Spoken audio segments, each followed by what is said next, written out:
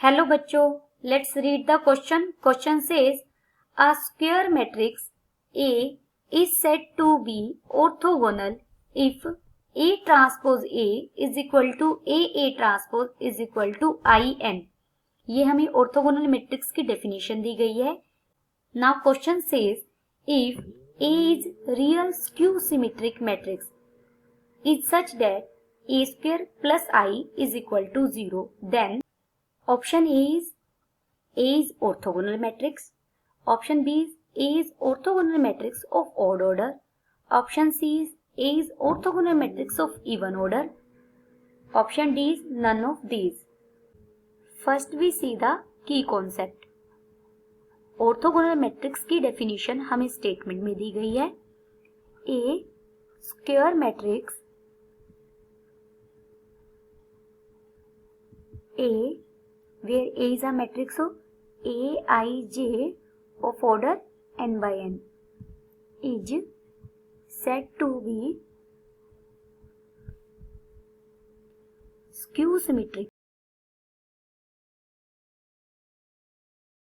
matrix if A transpose is equal to minus A. Given A is real skew symmetric matrix.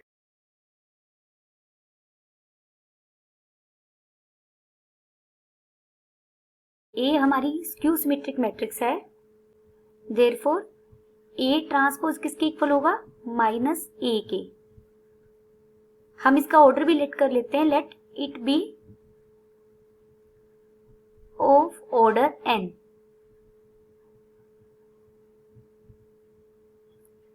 Also हमें क्या given है? ए square plus I is equal to 0. Now हमारे पास A transpose minus ए के equal है. अगर मैं इसे ए से मल्टीप्लाई कर दूं दोनों side as a pre multiplication, this is equal to minus A square pre multiplying by A. A transpose is equal to I because हमें गिवन है A square plus I is equal to 0.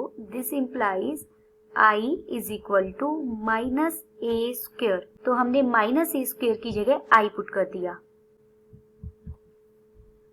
Similarly A transpose minus A की equal था. A transpose A is equal to minus A square is equal to I by post multiplying हो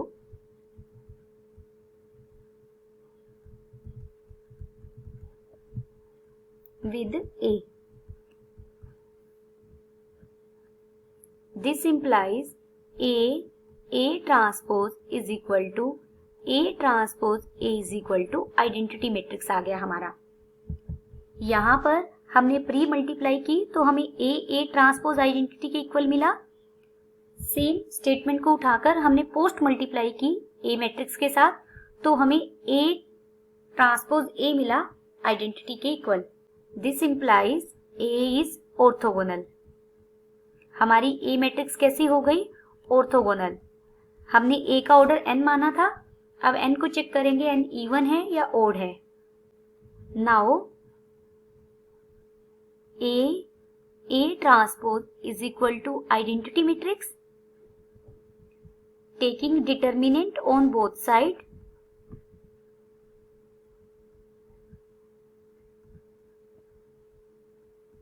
On both side we get determinant of A transpose is equal to determinant of IN.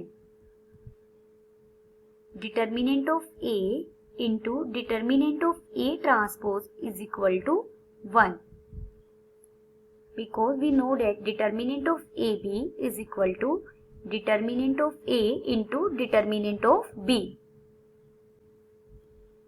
This implies determinant of A square is equal to 1 because determinant of A is equal to determinant of A transpose.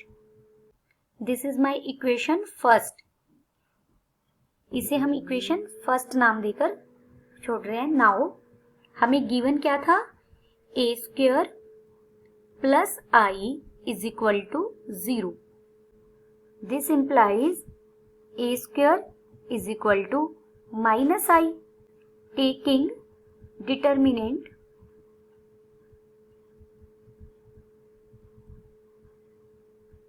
on both sides, we get determinant of A square is equal to determinant of minus identity matrix. This implies determinant of A square is equal to minus 1 raised to power n. We know that determinant of A raised to power n is equal to determinant of A whole raised to power n.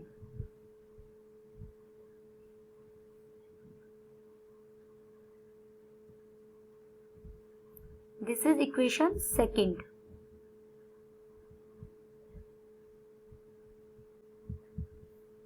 Equation first is determinant of A square is equal to 1. Equation second हमारी क्या मिली है हमें?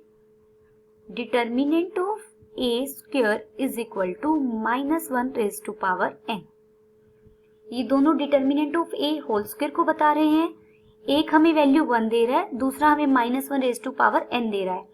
अब यहाँ definitely n को even होना पड़ेगा तभी ये दोनों सेम होंगे. This implies n must be even.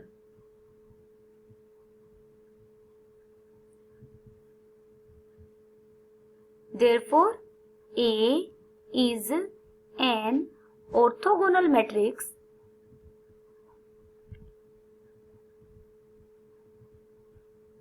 even order. Option C is correct.